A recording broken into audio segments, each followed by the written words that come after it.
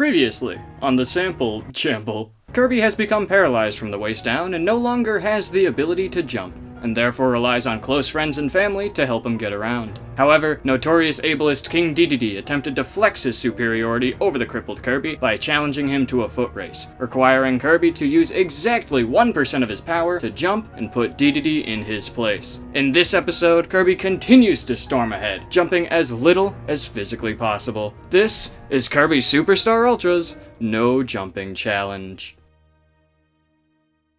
Hey, what's up? If you haven't seen the first part of this challenge, there's a card up in the corner or a link in the description for you to check it out. But if you're already too engrossed in this video to switch to the first, or if you just need a refresher, here's a recap of the rules and what we've established so far. See these buttons? They do a few things, but the things that give you height are considered jumps, and are therefore banned in this challenge. Mixing for abilities is also banned, mostly just because the challenge would otherwise be pretty boring. Here's the tier list for the effectiveness of all the abilities we've seen so far. Could you please scroll up just a little bit? No, yeah, just a bit more. There he is. So, with all that out of the way, we pick up right where we left off, with Revenge of Meta Knight being our only next step. It starts like any other subgame, with Kirby being completely naked and 100% at the mercy of the game. Luckily, 2 new abilities are immediately offered up. Okay, so when I was recording this part, I for some reason assumed that these guys give you plasma when they actually give beam. It doesn't really matter in the long run since beam isn't very good either, but I wrote like a whole 2 paragraphs in my script just absolutely trashing on plasma, just destroying it. So although it's nowhere near us right now, I'm just gonna put it on the tier list for fun. Just trust me, it's god-awful, and same goes for its helper. But anyway, since all that was off the table, I only had one other choice in this first room. Yo-yo. Yeah, it's pretty okay. Most of Yo-Yo's moves are just projectiles, but it also randomly has this massive gymnastics trick that gives you just the tiniest bit of height after it's over, which is just enough to get a helper jump off. One lobster dude later, and I went ahead and ditched Yo-Yo early in favor of the objectively better wing. And no, it didn't help at all. This section here is extremely annoying. My yo-yo guy must have been mad that I betrayed the ancient art of the spinning disc, because he did not at all want to cooperate and let me help her jump off of him here. Eventually he did fold, but waiting on him was just a little bit stressful because, yeah, so that's what's going on the bottom screen. Although I'm pretty sure the constantly ticking time bomb isn't going to be a super big issue, it is something that I at least want to be cognizant of, and it might be in some others' best interest to also be cognizant every once in a while. Although within the next 10 seconds, my helper also decided to give up on the yo-yo and switch right on over to fighter. Now that is some good taste right there, my man. It's super convenient too, because this auto-scroller shortly after is largely a vertical one, and we know how that went last time. Now, usually when we get fighter in these subgames, I immediately write them off as possible, and potentially even easy, since, as you can see, fighter can basically just fly at will. But this subgame is just a little bit stinky, and it forces you to use a cannon to get back on Meta Knight's ship halfway through. This means that we need to be able to light fuses, which fighter can't do. So we're gonna have to grab fire from one of these guys, or better yet, get my helper to grab it. So unfortunately, I was forced to get rid of fighter in order to make my helper a flame boy. And heck, I might as well get fire for myself as well. Fire really isn't too bad, it just has a few shortcomings. You can slightly rise in the air while using the fireball move, and I guess the fire wheel can technically climb walls?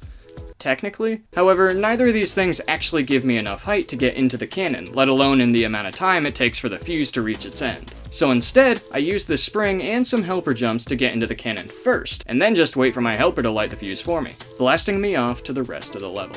And it's here that we get to see Fire's true potential. By using a fireball directly into a wall, Kirby bonks back a little bit, giving me just enough height to do, well, what else but helper jump. This tech makes Fire at the very least manageable for the next few rooms, but I decided to go ahead and switch to Yo-Yo for the cannon fight, as it's just a little bit better in my opinion. Of course, this decision made almost no difference overall, because I just switched to Jet immediately in the next room.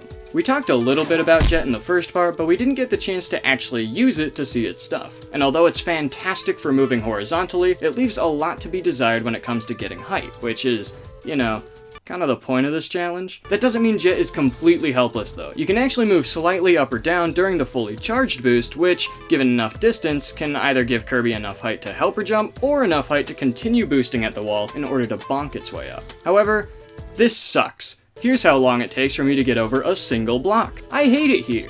It's all good though. For a few boosts later, I get another chance to switch to fighter. Here's hoping I'm not forced to lose this one as well. Anyway, fighter's pretty well placed here, because we get another fast-paced auto-scroller that would have been the absolute worst with any other ability. Another dead lobster guy later, and we're cruising yet again, flying through each and every level with uppercuts and very, very few hiccups. We could probably just cut to the next sub-game. I mean, I really don't think there's anything else that could stop me right now. Fine. You're the last boss here anyway, so I guess I'll humor you and pick up sword. While I'm at it, I guess I'll right this wrong from last video. No hard feelings, man. It was just a high-stress situation, that's all. Hey, quit that. Hey, dude, what are you doing? Hey, why are you jumping so much? Oh, you're not supposed to do that, you remember? Yeah, that's right. See what happens when you're a filthy jumper?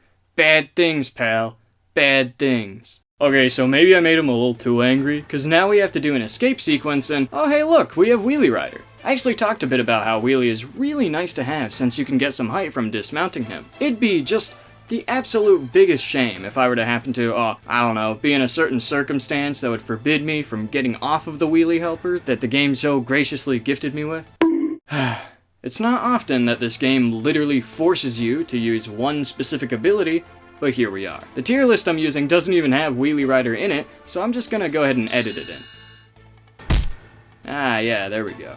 Wheelie Rider has two modes, go mode and not go mode. It doesn't have attacks, I can't get off of it, I obviously can't jump. This is an absolute nightmare. Or is it?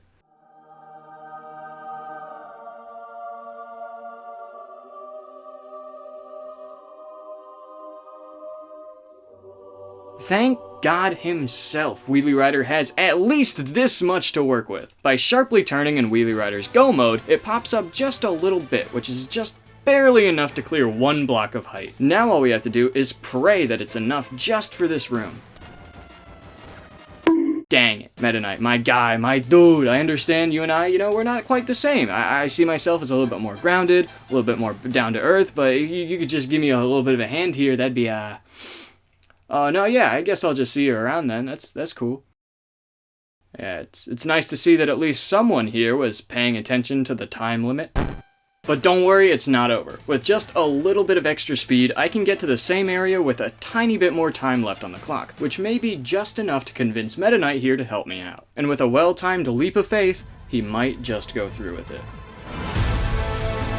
Yo, thanks man, I knew you had it in you, I knew you had a heart in there somewhere. Anyway, I hope I never have to see you again. Please leave. And with that, Meta Knight has officially been brought down, and it's time to move on to Milky Way Wishes. This subgame is both scary, but also potentially easy, and it's all because of its gimmick, permanent abilities. Instead of being able to inhale enemies for their powers like normal, I'm gonna have to find abilities hidden throughout the levels. So if I want fighter, I can't just find any old fighter enemy, I have to find the one spot where the fighter pedestal is, and of course, do that without jumping. On the positive side though, once I do find an ability, I unlock it permanently over the course of the subgame, meaning I won't have to worry about losing it. In addition, I can choose the order of levels that I want to do, so I still have some options to start. My first idea was to test my luck with the secret stage, since it has this copy, an ability that usually has very limited uses, especially in the context of this challenge. However, in this subgame, it actually just gives Kirby his copy ability back, completely negating what could make this subgame potentially very problematic. However, I got walled pretty quickly, and I'm gonna be honest, the room that actually has the copy pedestal in it straight up has no floor,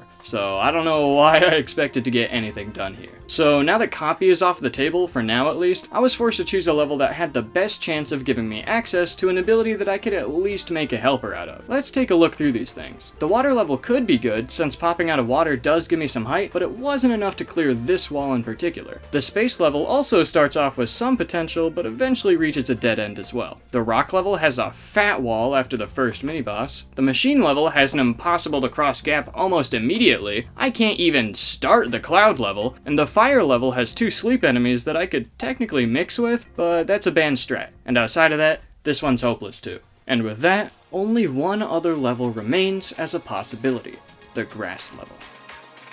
And yeah, finding an ability here took like 10 seconds. It's not like ice is any good, but I can at the very least make a helper now, which is really all I can ask for. At this point, my next step is to use what I currently have to find an even better ability. And guess which ability is not only the easiest to get, but also the closest to our current position in the level we are already in.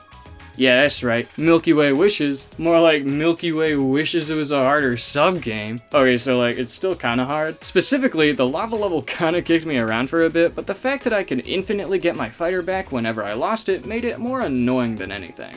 6 levels of almost nothing but uppercuts later, and it was final boss time. Not before, of course, a short starship section where I couldn't even jump if I tried. Milky Way Wishes complete. My next venture was the arena, which is just a boss rush. Nothing really special going on. The game supplies a bunch of abilities before anything even happens, of which I of course choose fighter. The only things that could have potentially held me back is losing my ability, which would never happen because I'm simply one of the greatest Kirby players of all time, and Meta Knight, who wants so badly for me to pick up Sword. I'm not having it this time though. I made a fighter helper to make it look like I was taking Sword before swiftly changing back. Maybe this time he'll actually get the message. Outside of that though, the arena really wasn't too big of a challenge. Hopefully I can say the same about the rest of the levels. I cannot say the same about the rest of the levels. In particular, Revenge of the King, our next sub-game, is far and away the hardest level in this challenge, and it's not even close. Remember Spring Breeze? Remember how long it took just to get past the very first thing in the entire run? Well, Revenge of the King is literally just a remixed version of Spring Breeze, so you might know what that means. No, it's fine. See, all you have to do is just, you just go ahead and then you can move around over here, and hopefully that will make an enemy spawn or something. If you inhale it, if just the right spot, you might be able to suck up this guy. How do I get up there? I don't know what to do. You see, all you have to do is, yeah, man, do something. You just scream for help as loud as possible. Maybe that'll work. Help me. Someone help me, please, I'm trapped. I don't know what's happening. And eventually Meta Knight might show up. Who knows? He could help again. There somewhere. Sakurai, please answer me. I don't know what's happening to me. I'm trapped. I'm stuck. I can't get out of here. What do I do? What do I do? This is impossible. This is not right. This is not fair. I don't want to jump again. I don't want to do it. I don't want to do it. No.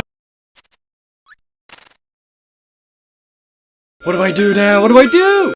Okay, so like, this guy didn't actually end up helping either. Dang it! Luckily, even though this is just a straight up mountain that I'm expected to climb with very close to nothing to use as any sort of leverage, I still have a secret get out of jail free card up my sleeve. Basically, since this is a situation where I'm gonna be forced to use at the very least 2 jumps, I can just do this.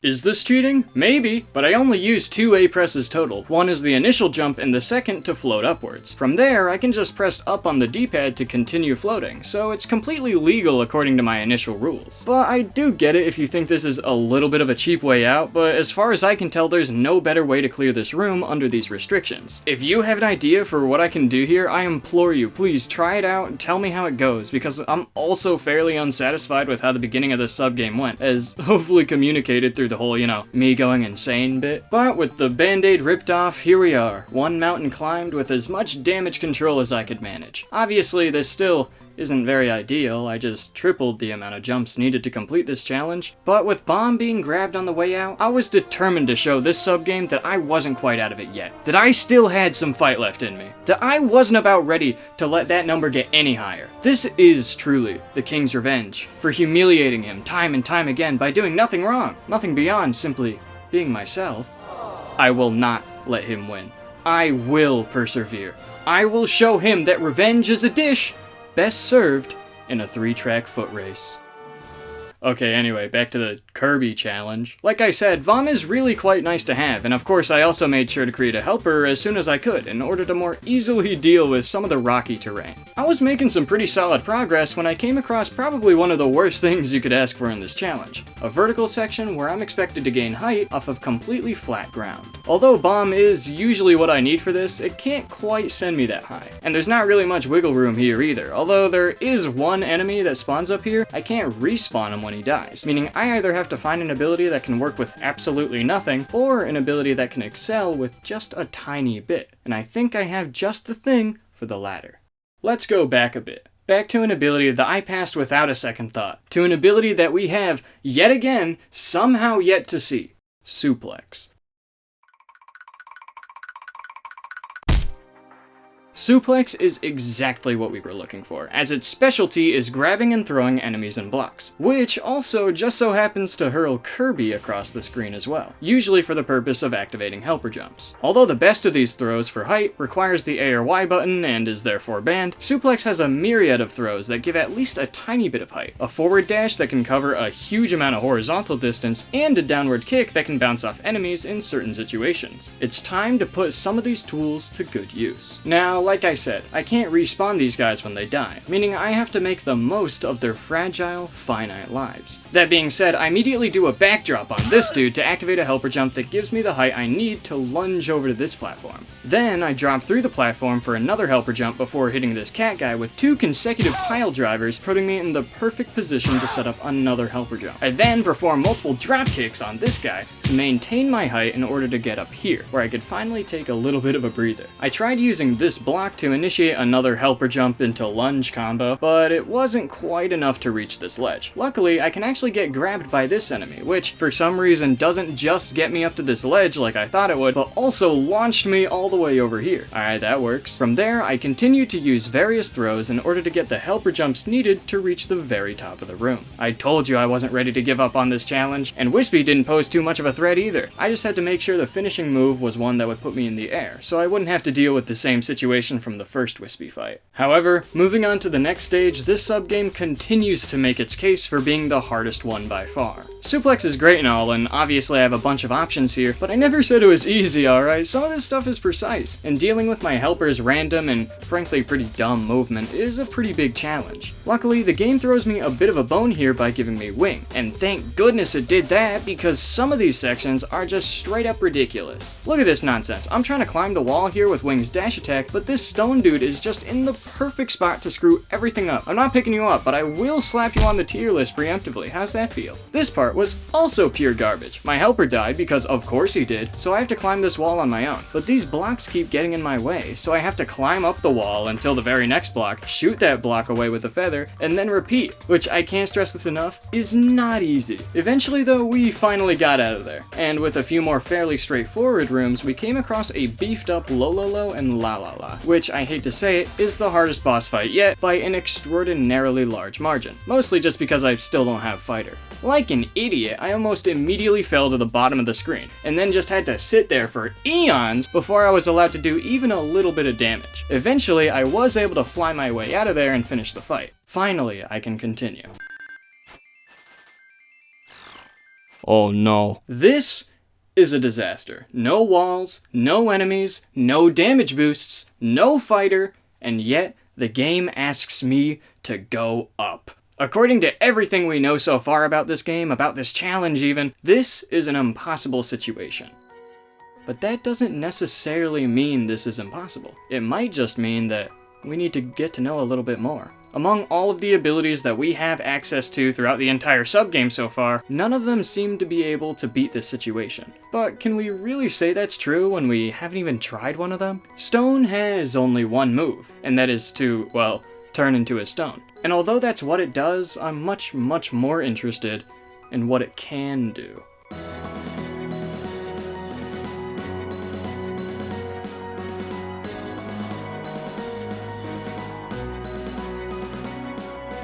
With back-to-back-to-back frame-perfect inputs, Stone can actually steadily rise in the air by constantly changing into a stone and back. Although, having said that, I decided to restart the subgame in order to rethink my approach. Stone's great and all, but Wing is still a generally much easier and more fluid ability to use than Stone, so ditching it there probably wasn't the best idea. Circling around back to this area though, I decided to instead repeatedly bait my helper into getting damaged, which eventually kills him. This allows me to change his ability to Stone without having to get rid of Wing. So now, with a stone in my back pocket, I made my way back to where I left off. Disaster striking yet again! This is terrible! My stone dude almost died during the fight, which would be absolutely detrimental for obvious reasons. Fortunately though, you're able to grab the stone ability from him before he completely disappears forever. Now, although that is an epic crisis-averted moment, I now had to wait for, give or take a billion years for this guy to get on my level so I could eventually kill him. If you want a reference for how long it took, I eventually managed to get a golden Howl logo statue in the meantime, which is so rare I bet you didn't even know it was a thing. anything. But when he did finally come around to get himself killed, I was able to rise into the star and finally finish off the second stage. Now, although I do have stone at this point, which is technically very good, that doesn't mean these parts weren't still either extremely difficult or extremely tedious. So I tried my best to mix in as many helper jumps as I could manage. You see this? You see what I'm looking at? This is true nightmare. But finally, when almost all hope was lost,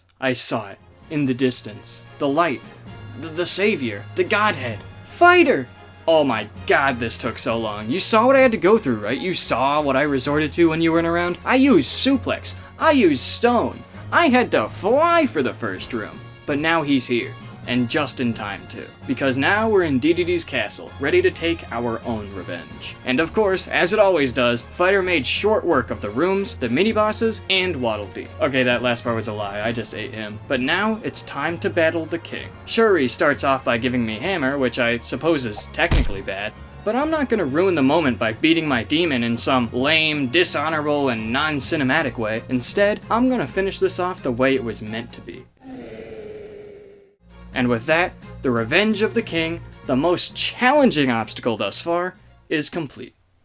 And so is this video! That's right, cry it up, but this challenge isn't even close to over yet. Don't tell me you forgot about Meta Knight. Fighter doesn't even exist for that dude. But he's also got some pretty wacky and unexpected tricks up his sleeve, so stay tuned for the third part of this 3-part series. And you know exactly what I mean by stay tuned. For now though, if you watched through this entire video and are still hungry for more Kirby knowledge, then you should definitely find the time to check out these videos on screen. They are full to the brim with tons of crazy tricks and glitches in this game, with me as your guide explaining the entire way through. Now, if you're looking for more tricks in this video though, too bad.